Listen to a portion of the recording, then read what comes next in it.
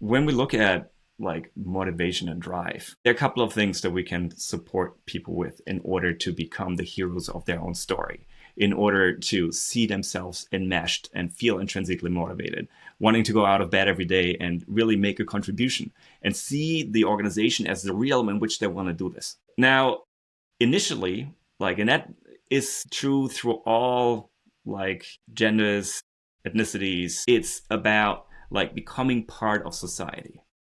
We want in our first 20 or 30 years of life to show that we're capable, that we can make it right in terms of what other people want. But then something starts to shift. We realize, okay, we showed everybody else that we can make it work. We are successful, right? In our 30s and 40s, most of us have leveled up to some extent to be proud of what they become and what they have achieved. And then what happens is you start to look back and you measure yourself not in terms of how far you came, but in terms of what is left and what can you make out of that time left. And that happens around midlife and mid-career. So this is where a lot of organizations or people in organizations try to understand, why am I doing what I'm doing? And they start to get disengaged. Like a recent Gallup study said that about 60% of managers are partially or completely disengaged, which is a huge number. And the same is true for employees. But also knowing what the ripple effect is of managers or of leaders in an organization, it's actually much more severe than having somebody who, for example, works on a data farm, I shouldn't say that.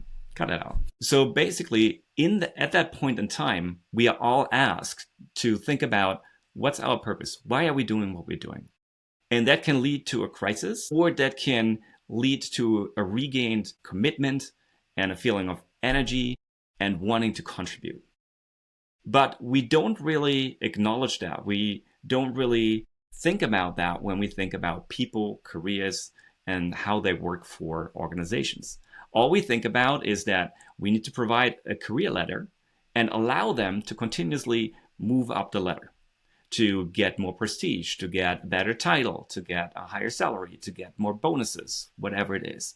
And sure, that might work for some people, but by and large, we all have this point where we ask ourselves, why are we doing what we're doing? And so as an organization, if you want your leaders to be engaged, to be role modeling that drive that you seek from everybody else, you need to support them in maneuvering that turn when life shifts from performing, making it right for others, to think about, why am I doing this? And what's my purpose?